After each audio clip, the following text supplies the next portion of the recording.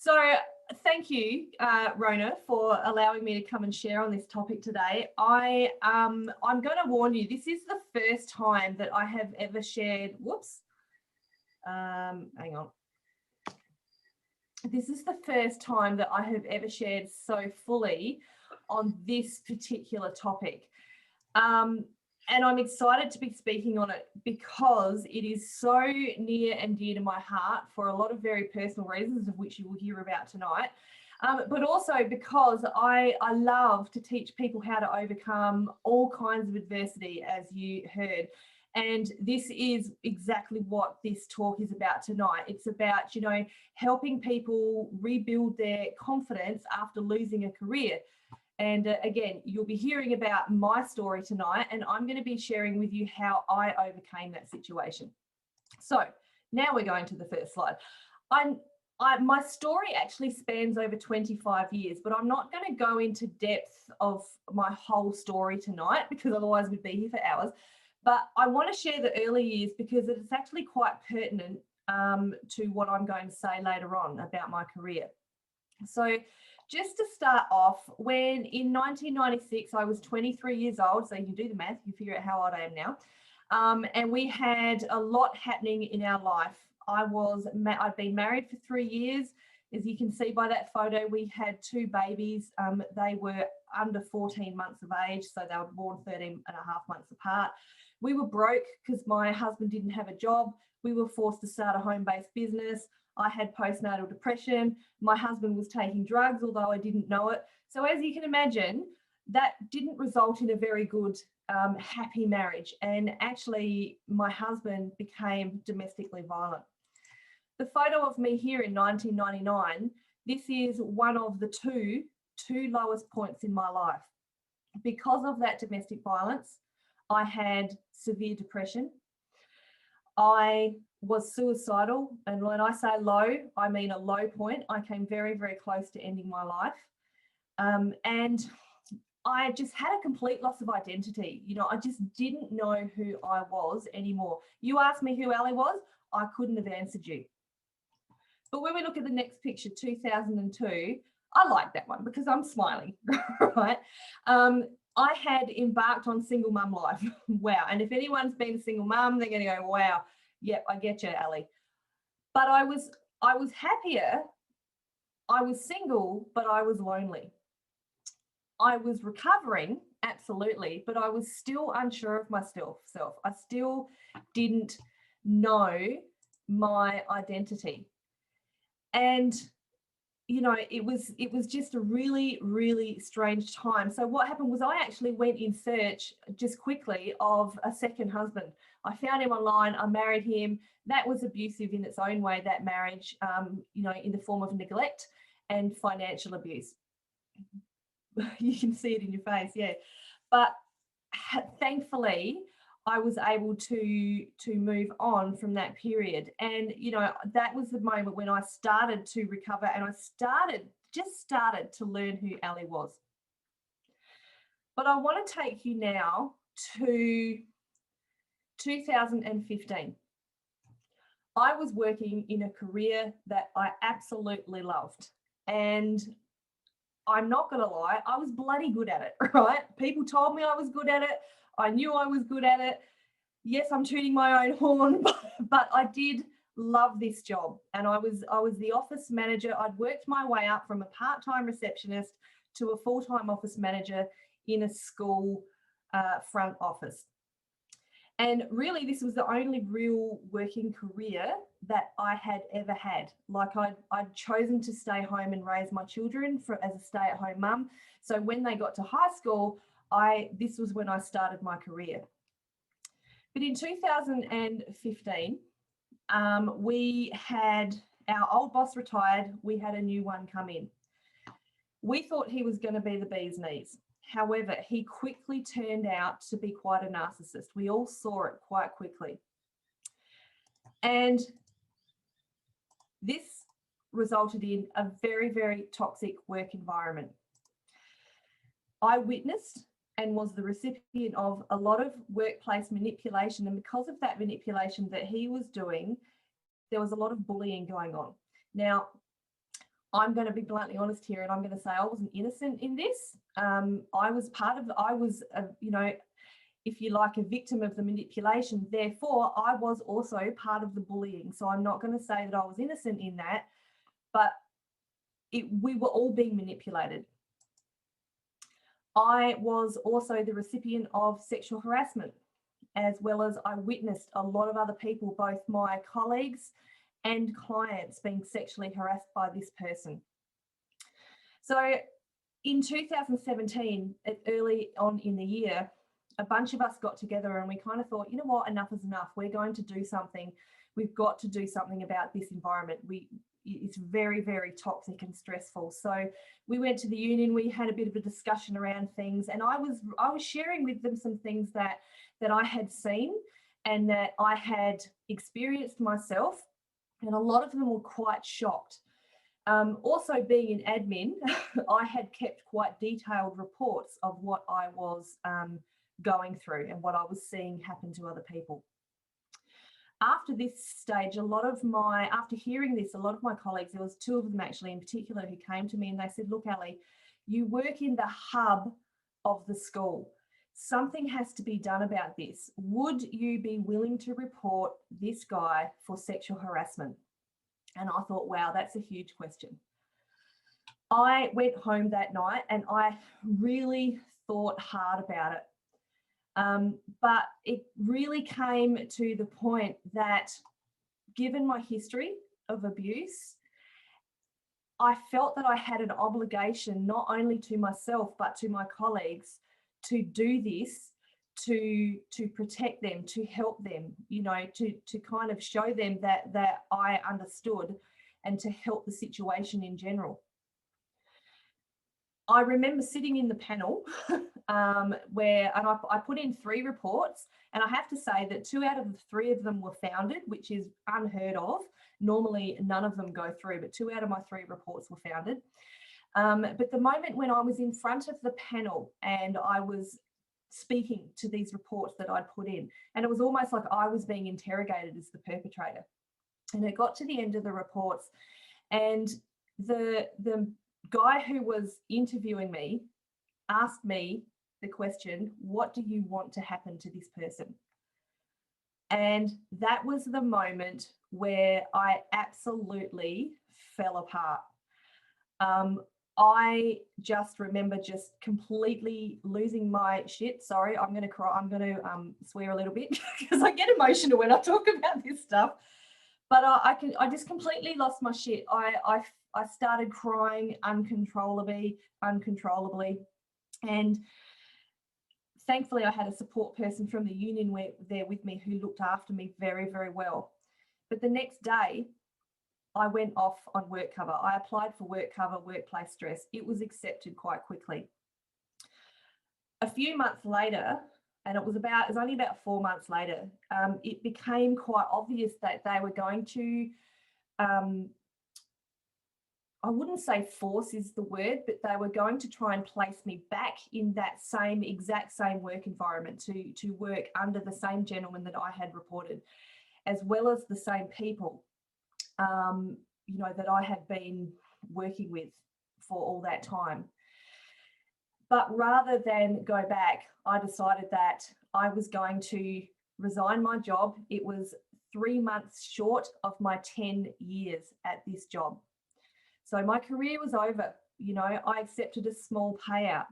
And all of a sudden, going from a very successful career person, I was no longer employed. I didn't have a job. I'd lost my 10-year career. I didn't have an income, and it was a bloody good income that I had. I'd lost friendships. They were broken or lost. I lost a friendship of 41 years from this situation. My doctors, my work cover doctors, diagnosed me with acute anxiety, PTSD.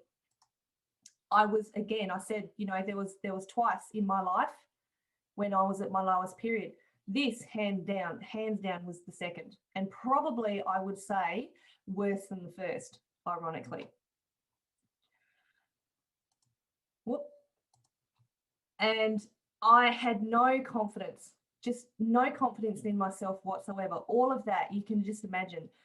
and again, a complete loss of identity. You know, I'd built this career for 10 years. My children had just moved out of home, so I was all of a sudden an empty nester, but I had no career.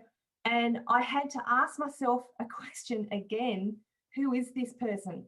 And I just want to point out this photo here. This is me in 2017, apparently smiling. It's not a really convincing smile, is it? You know, and I get quite sad when I look at that photo, because I look at just how dull my eyes are. But this, you know, I don't even know why I took that photo. I think I was trying to prove to someone that I was okay. Well, it did totally the opposite, I think. But that photo makes me sad because I can see it reminds me of how I felt in that moment. But I want to talk tonight, you know, that's a very depressing way to start. I know that, but it kind of paints a picture for you. But I want to talk to you tonight about how we can, you know, rebuild our confidence after losing our career. And I want to go through with you how I did it. These are the exact steps that I took to do it. And you know, it says, trust me, you know, you can do it. I can do it. If you are in this phase, or if you know someone who is, it is possible. Let me tell you how. So the first thing is, make the decision to find yourself again. You know, it's not an easy decision to make. For me, you know, there were many days when I would get out of bed at 10 o'clock or whenever I felt bothered, because I really didn't, you know, when I had no job, I didn't have a reason to get out of bed. But I would go from the bed to the couch, lie on the bed and just stare at the ceiling for hours on end, because to do anything else was just too difficult for me. I didn't see the point. However, there was a moment when I was on that couch when all of a sudden I just made the conscious decision that I was going to recover from this awful existence that I was living in. However, this time I was going to recover better than I ever had before.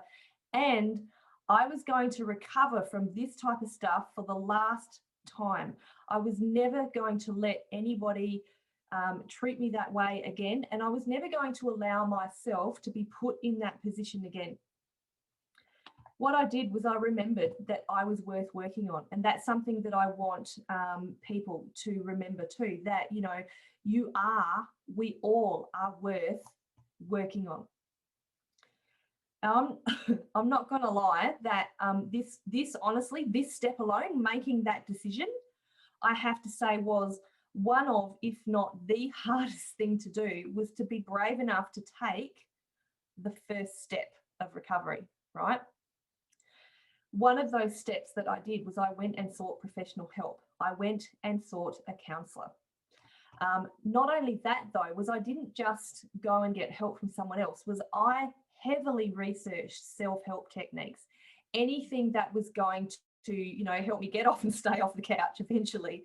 But I had to take that first step. The second thing I did, and, you know, if you've been, you know, I know Rona, you know this, you know, I say this in all my talks, and people who might have been following me for a while will know that I'm very big on something called mirror work. Now, this was created by Louise Hay. And when I first heard about this, there's a whole story behind it, but I thought it was the dumbest thing I've ever heard. However, when I started to do it, I started to go to the mirror and tell myself that I love you. Again, it wasn't easy at first, but the more I did it, the more I started to believe that it was true, and that self-worth and that self-love started to come back for me. Each day, though, I had to make the decision to get myself out of bed. Each day I had to make that decision to keep moving forward, you know, small steps, steady as she goes. And it wasn't easy, absolutely not. But I was, as I said before, I was determined that this was going to be the last time that I was ever going to recover from this, all right?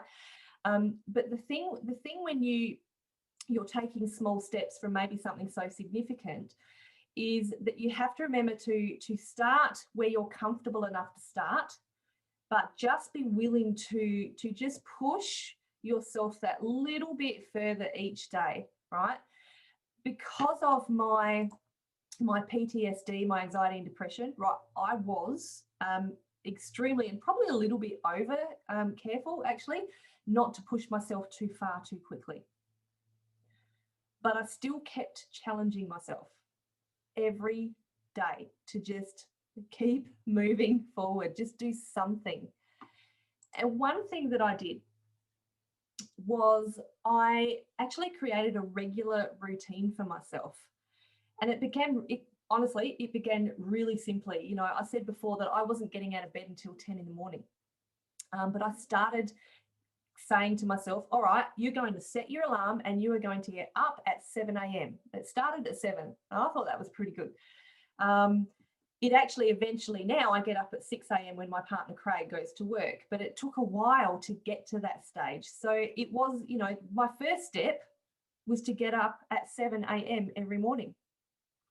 The other thing I would do was give myself a list. And when I say list in inverted commas to do each day, if there were literally only 2 things on that list, and more often than not, there was only one thing on the list, right? But if I could tick them off the list, for me at that stage, it was a huge step forward. Just to go and, you know, it seems really simple and it might seem a bit silly, but just to go and tick that off the list or in mentally and tick it off the list mentally and go, oh, I've done that. It was really basic things. It was things like do the dishes and fold the clothes. That's how simple my lists were. And that was the 2 things. But if I did them, man, did I feel good afterwards, you know. And as I went on, of course, as I started to feel better, I started to add more things to the list and more significant things as well, but it took time. And of course, you know, I began to feel better and the confidence began to return as I was adding more and more to that routine. Was every day a good one? No. Did I get it right all the time? Hell no. God, no. All right. It was a bloody big challenge. I am not going to lie to you. All right. But, you know, it's these circumstances when we really, you know, as I said, we need to push through the pain and discomfort. And, you know, it was a bloody big challenge, right? Recovery from anything is a challenge. Recovery from mental health is a challenge. It really sucks at first, you know, when you start doing this, because it's an effort. But you are really going to thank yourself in the long run. You know, I thank myself every day now that I made, you know, I pushed myself that much. But each time that, you know, there were days, of course, when I didn't tick things off the list. I didn't reach that goal for myself. And that's okay. I would think that, you know, okay, I mean, you know, I had to try hard not to get upset about it, but I had to think, okay, so I didn't do that today. I did do that. That's awesome. But what can I do tomorrow to make it better? And what I ended up doing, like, you know, like I said, what did I say? The dishes and folding the clothes. If I did the dishes and I didn't fold the clothes, I would go, oh, okay, all right, I didn't get to the clothes. But the next day I would make sure that that was the first thing I did. So it's already ticked off my list, right? So already the next day I'm feeling better about myself and I would add a second thing. But I just kept going, right? I just kept pushing through the discomfort. And, you know, sometimes devastation, you know, when I didn't do what I wanted to do, but I had to really take away that thought of devastation and just go back to the question, okay, that's all right. How can I learn and how can I keep going? And that's something that I just continuously, that was a continuous cycle that I kept going through. And as I said, learn and move on. There did come a moment with my counsellor, which was quite interesting. I had seen her, I think I had a mental health care plan and I'd only used about 5. You get 10, I'd only used about 5 of the sessions. But I went and I said to her, I just went, you know what, I'm done.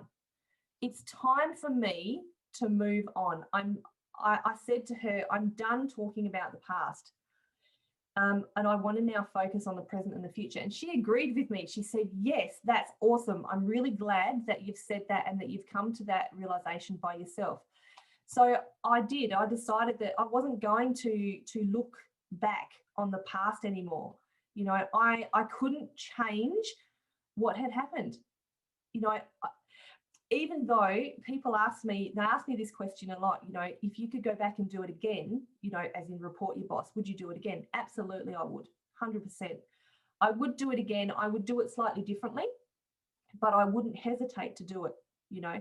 But the thing is, what's happened is happened. I can't change the way it happened now. So I just had to learn from it and move on. So I made the choice to begin focusing on the present and the future. And to use, oh my goodness, to use a really corny metaphor, right? This is why I've got the picture of a rose here. I was like a rose blossoming. And, you know, and it is corny. And if my daughter could hear me say this, because she doesn't like corny things, she'd go, ugh.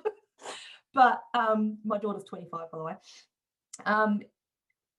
I did feel like a rosebud, you know, coming out and flowering, you know, coming out of my shell, starting to feel lovely and beautiful again. This is how I felt, you know, and albeit, of course, you know, like a rose, I had to deal with a few little pricks along the way, but that was, you know, that was me. I was blossoming like a rose, and it felt good to be focusing on the future. One thing that I did, and this is important for recovery of any type, I believe, whatever we're recovering from, we need to find our peeps, find our support network. And I'd love to introduce you briefly to mine. This is my beautiful family here. That tall drink of water up the back there, that's my man Craig. This is my daughter Taylor. She's 25. My son Harley is 26, and this is his wife here, my daughter-in-law Jessie Lee. They've been married for almost 3 years now. So cute. So this was my immediate support network. I could not have done daily life without these 4 beautiful people. This photo down here, oh, this gets me so emotional. This photo was taken recently. Every single person in this photo are people who I used to work with. And they supported me through that moment, through that period. You know, they were there with me through thick and thin. They would have done, and they did do anything for me. And I love the fact that that photo was taken, or I don't know, about 2 months ago now, and that we still, 3.5 years later, all hang out together. And this is what I want to say today. You know, if you or someone you know is in the recovery phase, I want you to ask yourself these questions. Do you have a support network around you who would, like this bunch, do anything for you? And you them as well. Obviously, at this stage, when I was going through my stuff, I didn't have the capacity to be able to support them, and they knew that, but they were there to hold me up when I needed to be held up.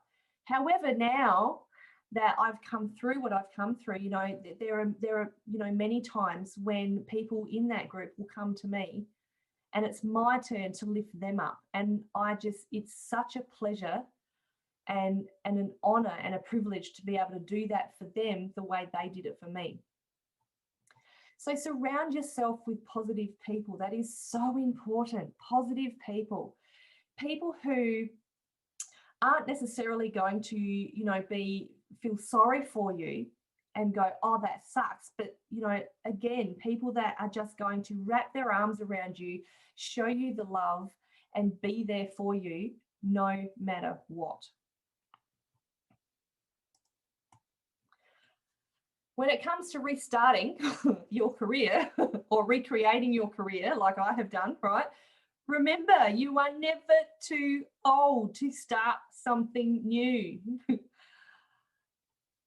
The world, if you are, you know, recreating a career, starting a new job, the world is now your oyster. This is the exciting time. You know, this is your time to shine. How exciting. It's so you now, you now might have the chance to do what you have always dreamed of. It excites me. Can you tell? A little bit excited. Here's the irony though. I actually did try to go back to work in an office environment a couple of times. I actually applied for and was accepted for 2 different jobs, right, each time. And they were beautiful people to work with. They were lovely people. There was nothing wrong with the work environment itself. However, because I was in a very similar work environment to what I came out of, so it was an office, my anxiety rose up again. And, I really wanted to work. I wanted to go and earn a living. But it just became obvious in both those positions quite quickly that that's not where I was meant to be anymore. It was almost like I'd been there, done that. So I had to create a new career for myself, doing what I'm doing now. And I'm going to tell you a little bit about that in a minute. But this is a more ironic story. I even had the chance at the beginning of 2020 to go and work as an office manager in a school. Now, I applied for this job. I got the interview and I didn't get the job.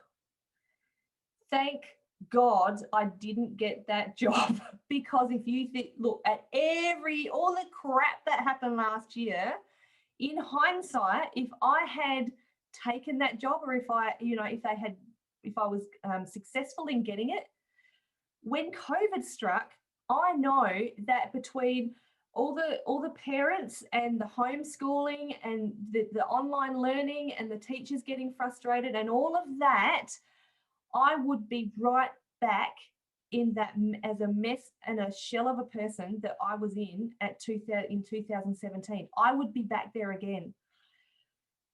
So when I think about that, I just go, oh my goodness, I am so friggin' grateful that I didn't get that job. So this is me today. Rona, you said how people describe you. This is how people will describe me.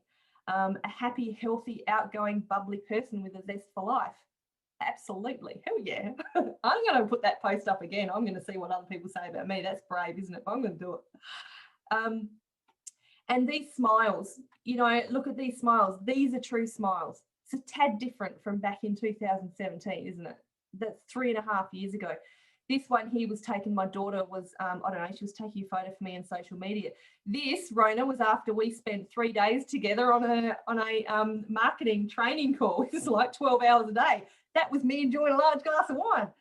And this photo is, and I didn't realize until I was looking through my slides tonight, it's really pertinent because the little thing says, don't quit your daydream.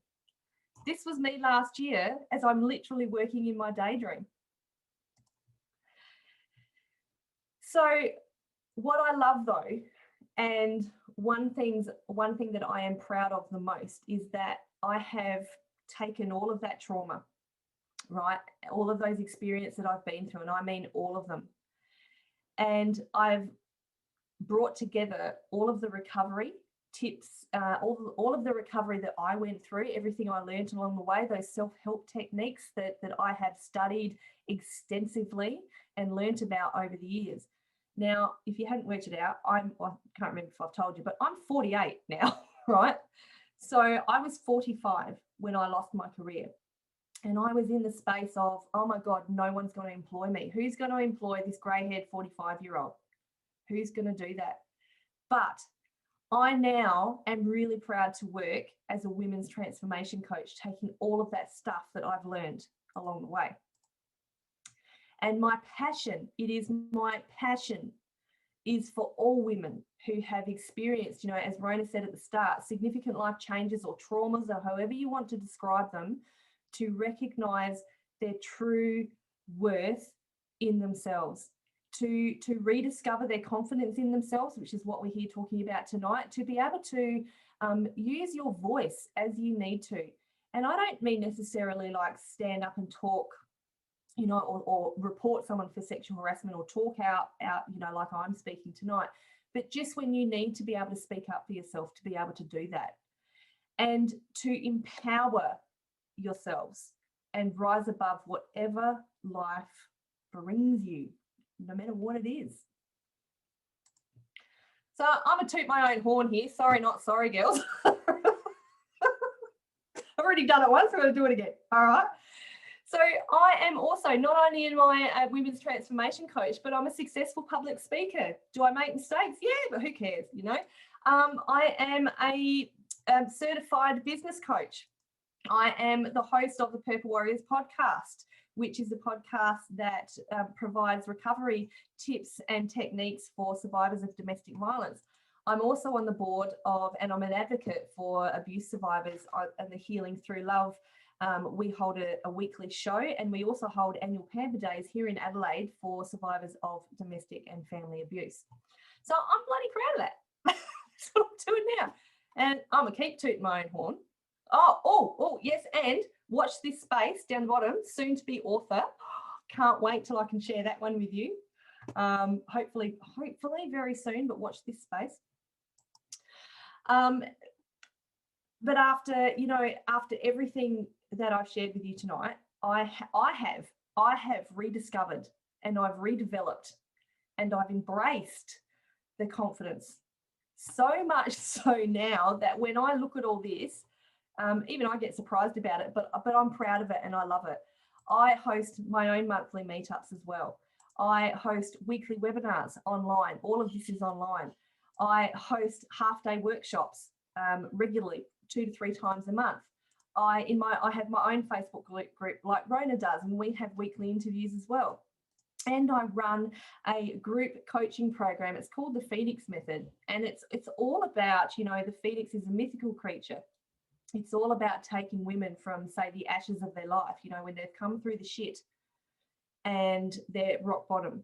It's all about bringing them into, that recreating themselves, like you do too, Rona, recreating themselves and just coming through that renewal phase through to the recovery phase. So that's what the Phoenix program is all about. And I am in the process of creating a business coaching school, which I'm very excited about. I actually came up with a name for it today. What am I going to call it? I'm going to call it the Empowered Babes Business School. How cool is that? Anyway, I just thought I'd show that off. So just before I close tonight, I'd just love to quickly share with you that I briefly mentioned my half-day workshop, and I'd love to extend an invitation to every single one of you who was here tonight. I'm going to be talking on, a lot of the topics I am speaking about tonight in more Sugar Your Business would be a great name. Sorry, you distracted me, Rona. At my half day, I'm going to be talking on a lot of the topics that we've spoken about tonight, but in a lot more detail and a lot of other topics as well. It's a really good half day. As you can see, it goes through about 3 hours and it is totally free. And it's really fun. The girls who come, they get engaged, we share stories about each other. It is a really fun morning. So it's happening this Saturday. Now that's 10 a.m. Adelaide time. So if you're in Brisbane or if you're in Queensland, that is 9:30 your time. God, I hope I've got that right. Pretty sure it is. So it's this Saturday, and that's got Wednesday on it. Oh my God, I've just realised that. Whoopsie, never mind. It's this Saturday, girls. February the 27th. So I'd love to have you there. And I think, beautiful, Nikki's just put the link up.